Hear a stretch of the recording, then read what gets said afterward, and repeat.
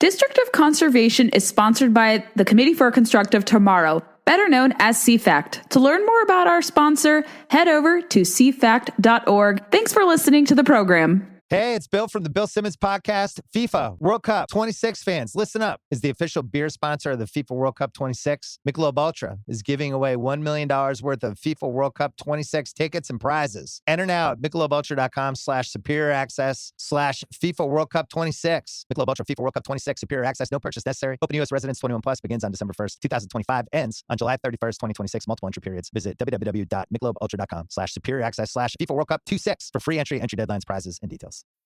Are all batteries the same? That's like asking if all soccer players are the same. Take Messi, the most decorated player ever. Is there any other player who has achieved that? No, just him. Now take Duracell. Is there any other battery with power boost ingredients inside? No, just Duracell. Remember, goats only trust goats because they're built different. And Messi only trusts Duracell. Welcome to District of Conservation. I'm your host, Gabriella Hoffman. This podcast offers a sober examination into all things hunting, fishing, shooting sports, energy, environment, and the public policy surrounding it. And this podcast also specializes in original interviews that you won't hear elsewhere. Here's what I have for you today. I hope you had a wonderful Independence Day celebration. The nation's capital, of course, was lit, quite literally. We had the Great American State Fair. Lots of fireworks, perhaps record-breaking fireworks on the National Mall on Saturday, despite inclement weather, thunderstorms, rain, and the like. It was great to see lots of friends visiting the nation's capital. Couldn't see people, but I saw their social media postings, and it was nice to see people enjoying our town and our region for this very milestone 250th semi-sesquicentennial birthday. I wanted to dedicate a few minutes to America250 events leading up to this very milestone birthday for our country, activities that you could do that were done in conjunction with it. I have lots of iCast content coming starting the end of next week, beginning of the following week, so we're going to keep this short and sweet. All across the country, there were events. I had several friends in attendance at the Theodore Roosevelt Presidential Library opening, which looked amazing. Very cool. I've not been to North Dakota. It's one of two states I have not visited. I do like a lot of TR's conservation practices and thinking. I would say politically, he's not as conservative as I'd like him to be. If you look retrospectively at his work, he's a little too progressive for my liking. But on conservation and public lands, he was great. I think I most largely agree with him there, like most conservationists do. So that looked like a lot of fun. It was tied to America250 in a sense, and they opened up the library officially on July 4th. South Dakota, if you've never been to Mount Rushmore, that was also really cool to see there. Again, at both North Dakota, South Dakota, you saw the administration, Trump administration, their entourage, and lots of conservationists in attendance for both events. If Mount Rushmore is really cool, I got to cover, as early listeners of the program know, I got to cover the Buffalo Roundup in September 2020 at the height of COVID. And despite it being locked down and very weird circumstances, I got to see that really awesome state. It's incredible. That the Dakotas are fantastic states. Like I said, I've never been to North Dakota. South Dakota is incredible. Good to see fireworks restored there. People from outside the Beltway could enjoy going to public lands all across the country. I didn't get to spend much time on public lands this weekend, but I did spend a good chunk of the end of June to the last few days before July 4th on the National Mall or near the National Mall or some public land area in Washington, D.C., just to get my bases covered there. I'd spent most of the week working out of D.C., so that factored into my decision not going to the July 4th celebrations in the city, which would have been incredible, but it was triple digits. When you're a little exhausted, it's impossible to go to DC. Traffic was nightmarish, and we had thunderstorms and pretty crazy weather that would have prevented, I think, safe driving and the like. And all my friends who were visiting or local had plans. It was hard to plan things last minute, or people got different opportunities last minute to see fireworks. And I sometimes enjoy watching things out of the convenience of my house. I got to see fireworks last year, not as special as this year, of course, with America250, but last year we didn't have any crazy weather. It was safer to see fireworks. But a lot of people, not a lot of people, but a handful of people in local press were very upset about the 850,000 fireworks that were launched, used for the nearly 40-minute fireworks display on the National Mall. And if you look at the display that happened, I thought that was probably the coolest fireworks display, even watching it from TV, as it was raining in my corner of Northern Virginia. So while DC had the fireworks display, it was pouring rain in my area of Northern Virginia. So DC is quite fickle, and that could also factor into why people in the area did not go. Not because I didn't want to. I would have loved to, but the crowd question, it was crazy traffic. Weather was not ideal.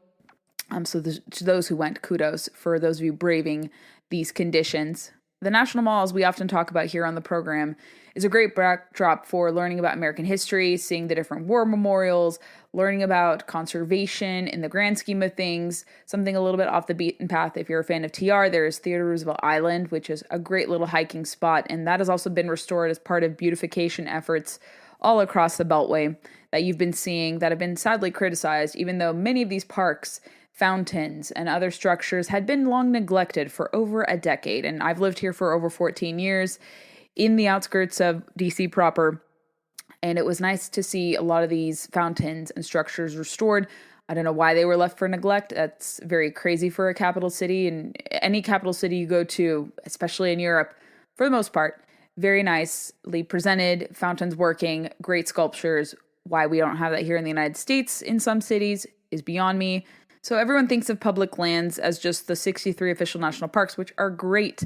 And I would love to go to more national parks this year. My goal, I was able to increase my number to 14 with going to Saguaro National Park in Arizona. So I'm way behind seeing a lot of our national parks. I've been to enough early on, but I am neglecting severely my attendance at different national parks across the United States. But I've been to a lot of National Park Service managed lands, which is totaling close to 440, including the National Mall and the surrounding memorials. Those are also managed by National Park Service.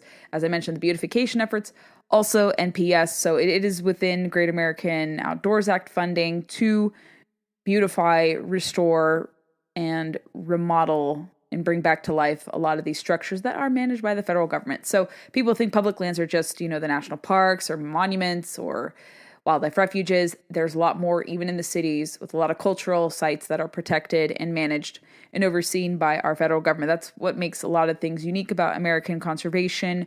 You also have other unique places and areas of cultural significance that are also regarded as part of public lands as well. So locals, of course, were complaining about the fireworks. They were complaining about the air quality. It's temporary. Breathing quality is going to be fine here in the DC metro area. I'm not coughing. I'm not struggling. But of course, people made it political, and oftentimes there is opposition to fireworks displays. It did run a little longer. That could be the only reasonable gripe you could have because of weather delays and the like.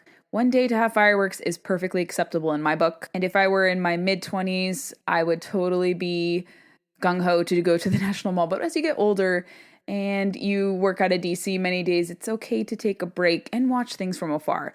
But I also want to comment on the Great American State Fair. If you've not gone to that, I wanted to talk about this earlier, right after I went in the first weekend, opening weekend. Now that we've started to see more crowds and visitation, especially leading up to America250, a lot of people going on the 3rd and the 4th, even with weather delays and interruptions that were happening.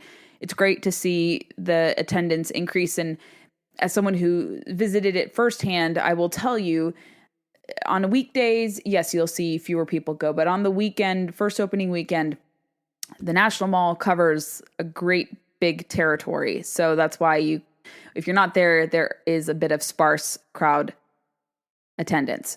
And yes, there could have been more people attending, but as you could see with the images that were coming out leading up to the holiday, that was when attendance was crazy. I heard that there were 2 to 3 hour waits to get in, and that would have been great to see throughout the duration of the state fair. But people work here in Washington, D.C., so it's sometimes impossible to go. Some people, out of political objections, decided they don't want to go to the National Mall to support this event, even though it was pretty nonpartisan, bipartisan, to go to the state pavilions, see the rodeo, see the livestock, see Clydesdale horses. That was my favorite part. Like towards the edge of the southernmost part with the Budweiser tent, you could interact with the handlers nearby. You could go pet the Clydesdale horses. Those are the famous stock horses used for transport. They're so beautiful and majestic. So that was one really cool highlight I had in my experience with some friends that I went to the fair with. Certainly there could have been, some improvements. I would have loved to have seen more carnival food. If you're an American and you go to the fair, you want to see more food, but food was selling out pretty fast. You couldn't get certain items at the Great American State Fair, and maybe they increased their allotment of different food offerings right after I went. There were sadly controversies about different state pavilions, but Pennsylvania made up for things. It was disappointing to see like Alaska and Hawaii not have anything to show for. You would think with those being some of the beautiful states with a lot of wild places to explore, their absence was pretty felt. Maine too. Some of the New England states were notably absent as well. Such a shame. But of course, some people made the fair out to be political. It was a nice, cool event. It runs through this Friday. If you're listening to this on Monday, you have until the 10th to visit the Great American State Fair. If you're coming through the area, you want to see what it's all about, I highly recommend you go. There's no fee for attendance. Bring some comfortable walking shoes because it is a lot to digest and absorb and see. If you're willing to go to the different stations, see the different innovations, there are different themes. And I think the National Mall always plays a great backdrop to all these kinds of festivals. I don't think we'll see anything like it again in my lifetime. Was it perfect? No. Anything can always, have room for improvement. But I think a lot of people knocked the activity for really silly reasons instead of going to see what it is all about. I saw lots of different kinds of people in attendance, and it would have been nice to see more folks, but also it was starting to heat up, and heat exhaustion is not something you want to tamper with in the DC metro area. But overall, I appreciated the Great American State Fair. I'm glad I went. I wish more of the pavilions could have been stacked, but it was a great opportunity for people and states to showcase their natural offerings. It was really great to see the Western states showcase a lot of their national parks. Utah was a standout in my opinion. Montana was also great. North Dakota had a great booth. And it's just nice that different exhibitors, different states could showcase, if we're bringing it back to conservation rather, to talk about public land, seeing those on display at the state pavilions of Western states or states that are very natural oriented, conservation oriented was a highlight for me. Seeing the Clydesdales, friends going to the rodeo. I didn't get to make it out to the rodeo with my schedule, but it was nice to see that also on display because rodeo is American as apple pie.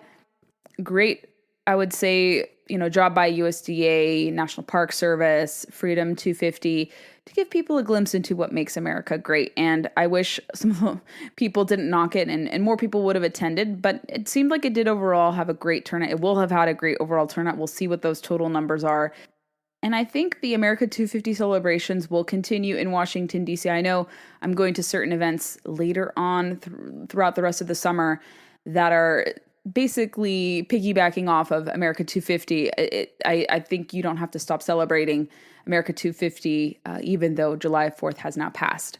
I look forward to more America250 celebrations. I kind of made a pledge, personally speaking, to visit more national parks. I hope that's in the cards for me the rest of the year, to visit a couple local ones I've not been to. I haven't been to New River Gorge yet in West Virginia. I haven't been to a handful of others.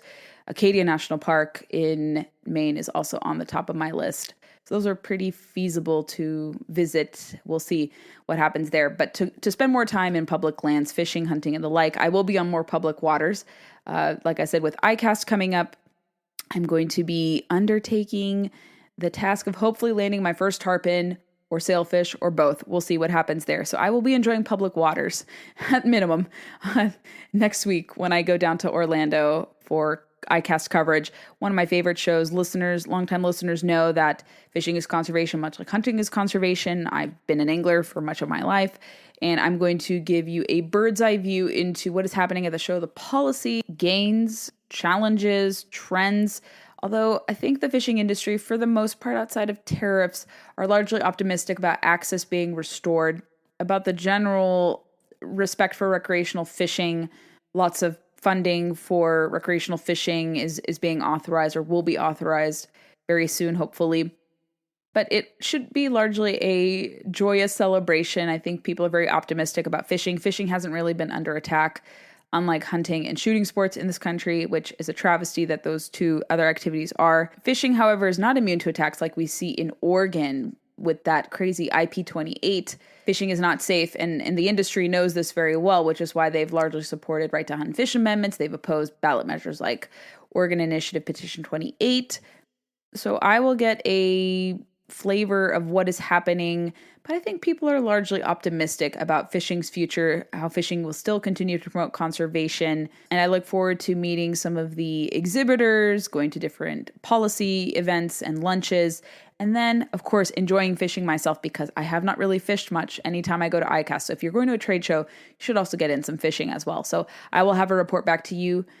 That, nevertheless, is today's episode, special episode, recounting America 250, some of the activities that have been going on here, as I wanted to wait for post 4th of July timeframe to explain the fair, to explain what's happening with the National Mall, even with weather interruptions. There also is the newly released Make America Beautiful Again Commission report, which tacks back onto this overall kind of, I would say, optimism I have about the future of conservation.